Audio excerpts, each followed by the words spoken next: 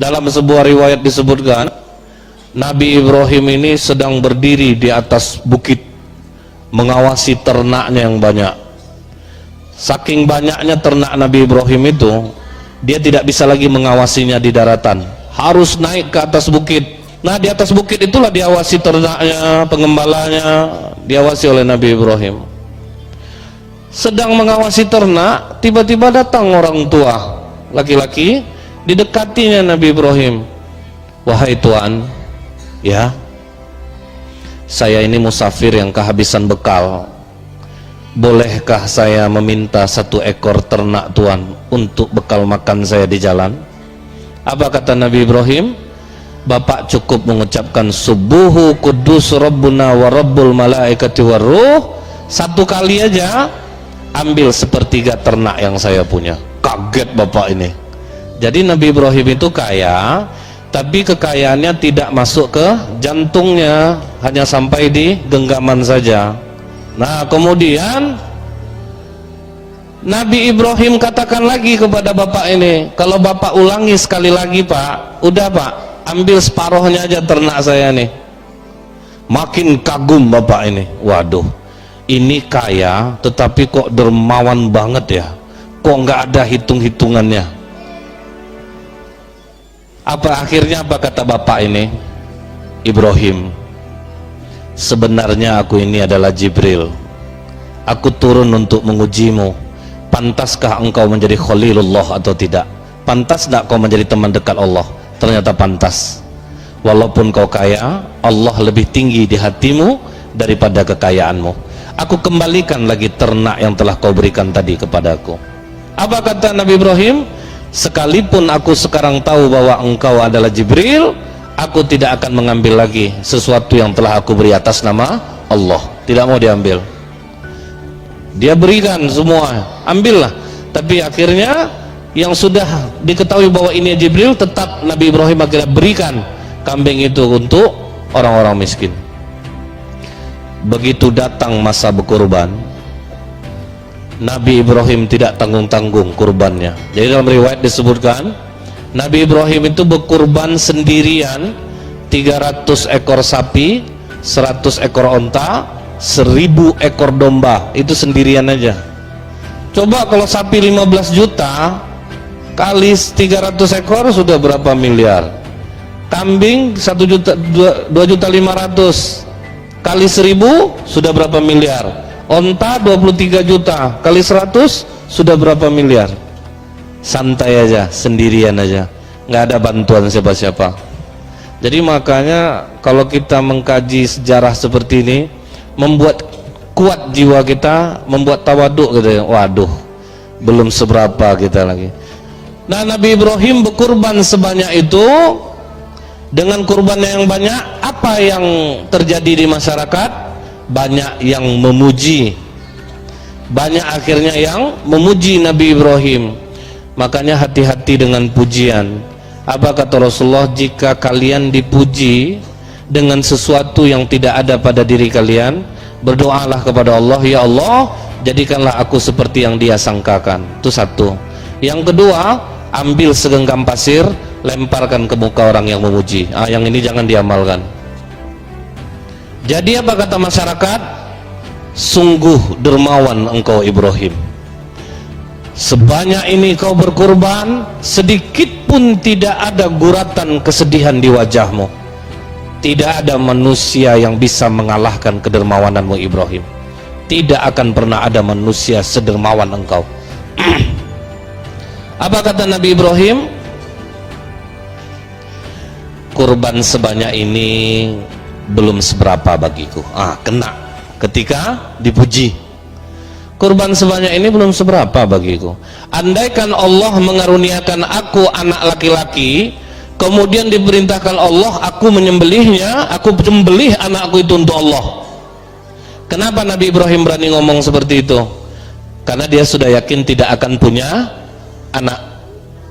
Umur sudah 86 tahun, tidak mungkin lagi punya anak. Makanya berani ngomong seperti itu. Ini pelajaran besar untuk kita. Hati-hati kalau bicara. Nabi Ibrahim sudah lupa dia dengan kata-katanya. Dia sudah lupa dengan kata-katanya. Dalam surah As-Saffat apa kata Allah? Wa qala inni dzahibun ila rabbi sayahdin. Nabi Ibrahim ditengoknya orang punya anak, main sama anak. Apa kata Allah? Sesungguhnya aku harus pergi, kata Nabi Ibrahim, kepada Tuhanku, dia akan memberikan petunjuk kepadaku. Pengen betul punya anak, karena udah lama tidak punya anak, pengen punya anak. Akhirnya Nabi Ibrahim berdoa. Apa doa Nabi Ibrahim untuk mendapatkan anak? Rabbi habli minas solihin. Dia ulang-ulang doanya tadi, Rabbi habli minas solihin, Rabbi habli minas solihin. Akhirnya dijawab oleh Allah, fabasyarnahu bigulamin halim. Aku karuniakan kau anak yang sabar dan penyantun. Jadi kan dari Siti Sarah tidak punya anak. Umur Siti Sarah juga sudah cukup tua, tetapi kecantikannya masih kalah perempuan-perempuan muda. Maka Siti Sarah bicara kepada Nabi Ibrahim, wahai Ibrahim, kita sudah lama berumah tangga, tapi kita belum juga mendapatkan anak. Bagaimana kalau kau menikah saja dengan Hajar? Rencana Siti Sarah hanya sekedar basa-basi, mengetes-ngetes gitu, karena dia yakin rasanya Nabi Ibrahim tidak akan mau nikah dengan Siti Hajar, karena Siti Sarah ini cantik walaupun dia sudah tua. Rupanya dipelurus oleh Nabi Ibrahim. Iyalah kalau gitu, udah terlanjur ngomong, mau diapakan lagi. Nah, kenapa kita katakan Siti Sarah ini sebenarnya basa-basi? Kalau kita lihat dalam kitab Qisasul Anbiya karya Ibnu Katsir rahimahullah, begitu Nabi Ibrahim nikah sama Hajar, tiap hari Siti Sarah marah kepada Hajar, berantem, ngamuk Siti Sarah. Jadi orang poligami itu, cemburu itu dari zaman dulu tuh udah memang cemburu. Jadi nggak usah heran, pasti ada masalah, itu pasti. Siti Sarah sering ngamuk sama Siti Hajar, sampai Siti Hajar meninggalkan rumah, nggak tahan lagi dia. Malaikat Jibril menghampiri Siti Hajar, wahai Hajar, jangan engkau tinggalkan rumahmu, kau dalam keadaan mengandung. Disitulah Hajar sadar bahwa dia mengandung. Maka ditutupinya lah kandungnya dengan stagen. Jadi perempuan pertama yang menggunakan stagen perut itu adalah Siti Hajar. Cuman kandungan semakin lama semakin besar, tidak bisa ditutupi lagi. Akhirnya Siti Sarah pun tahu dan meradang.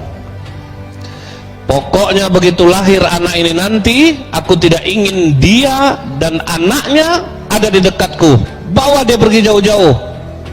Ngamuk Siti Sarah. Begitu lahir Nabi Ismail, dalam keadaan merah-merah itu dibawalah jalan kaki oleh Siti Hajar dan Ibrahim dari Palestina menuju Mekah. Jadi sempat tidak berenak-enak hati. Jadi sempat berantem.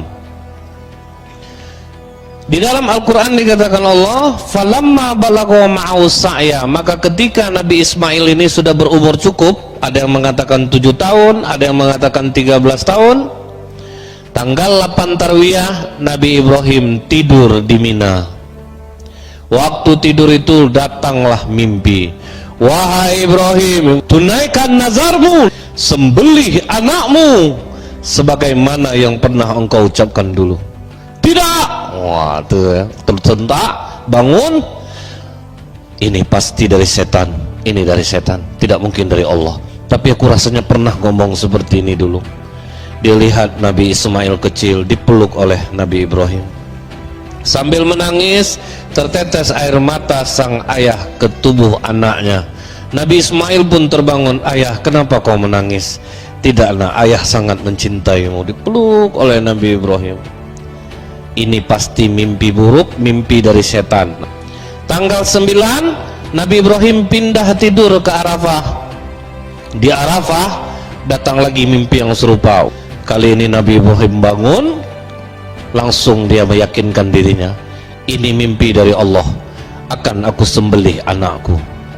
Jadi berani ngomong, tanggung jawab Allah segalanya. Aku pernah ngomong menyembelih anak untuk Allah, aku sembelih anakku untuk Allah. Tanggal 10 Zulhijjah Apa kata Nabi Ibrahim kepada Hajar? Wahai Hajar, mandikan anak kita ini bersih-bersih, beri dia wewangian, beri dia pakaian baru, karena aku hendak membawanya bertemu dengan Allah. Jadi sejarah pakaian baru itu adalah hari raya Idul Adha.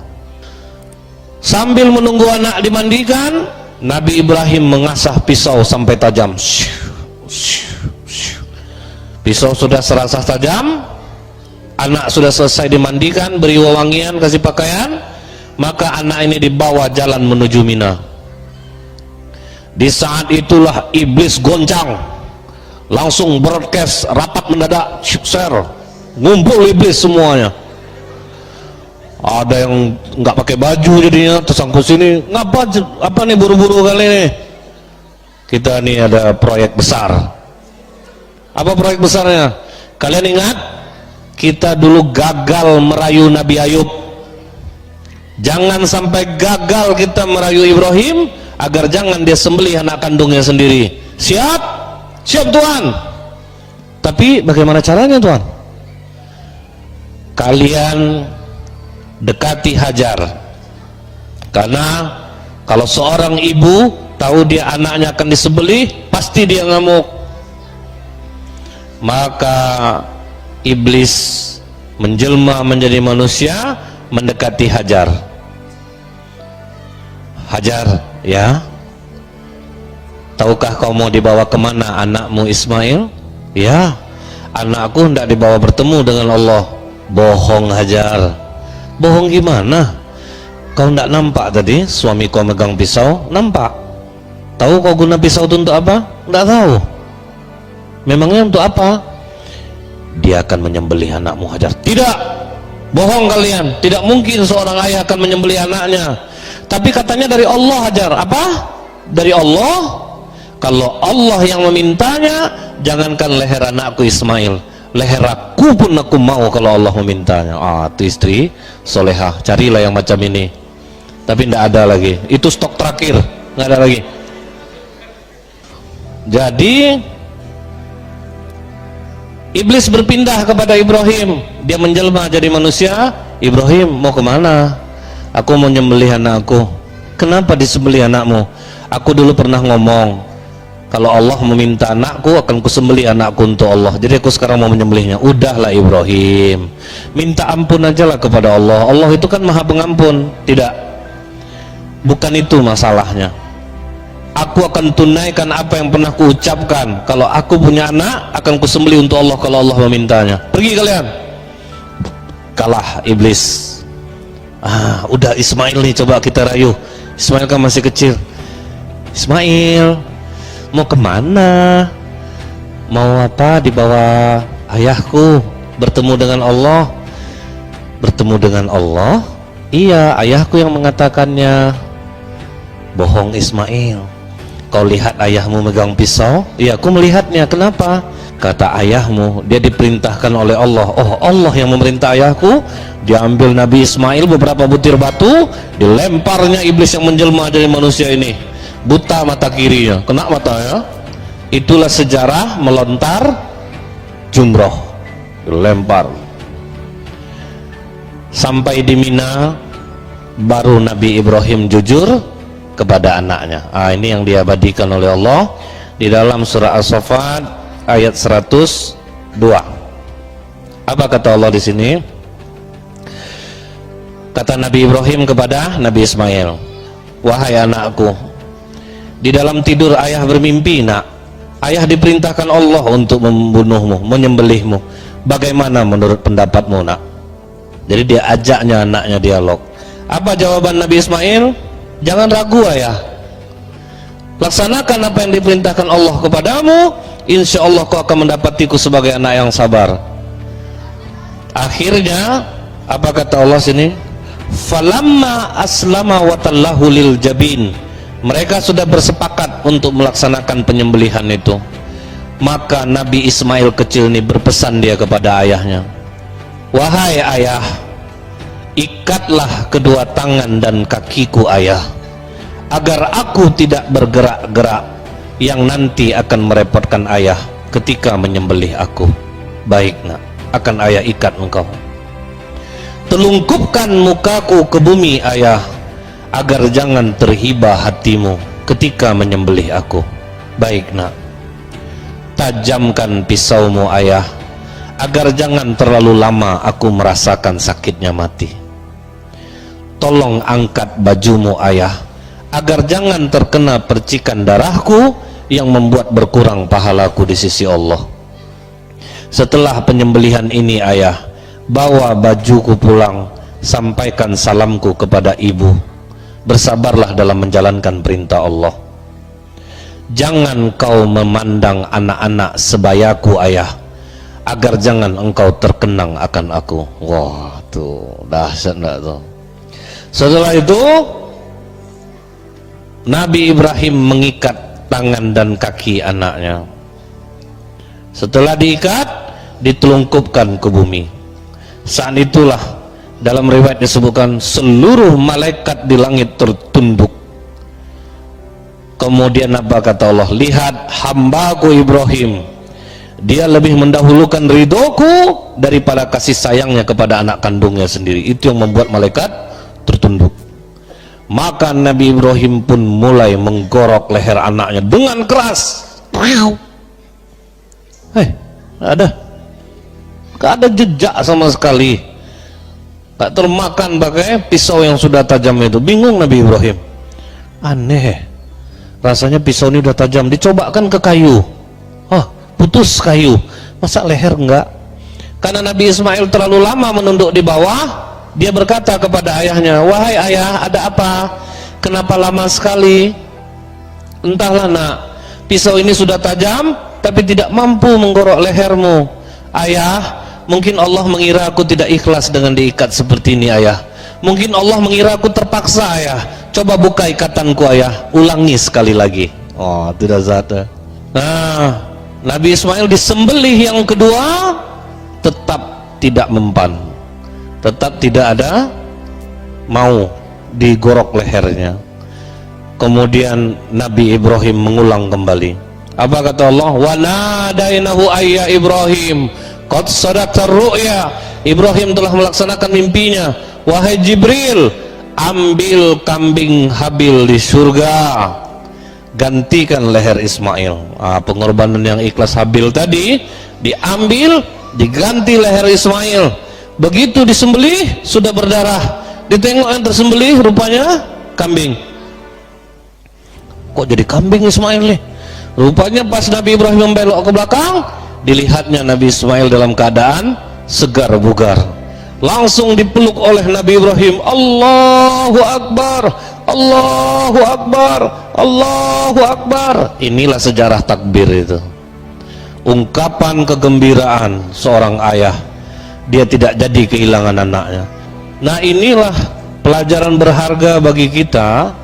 Kalau sempatlah waktu itu, kata Ibnu Abbas, penyembelihan Ismail ini terjadi, maka setiap anak laki-laki akan dikorbankan di saat dia umur 7 atau 13 tahun. Tidak ada kita nih, karena diganti-gantikan nanti itu 1 tahun hidup laki-laki, 1 tahun dimatikan.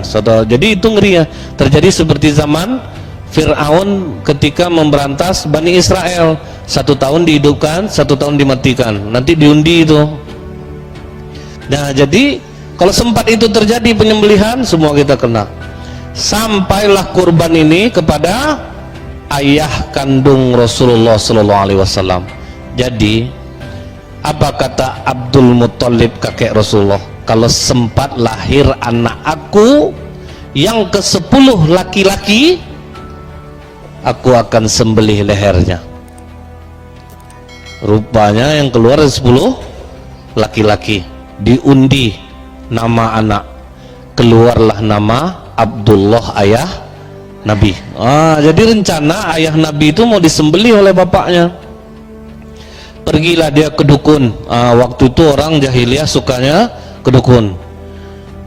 Mbak dukun, aku sayang sama anak aku nih, aku pernah mengucapkan akan menyembelihnya.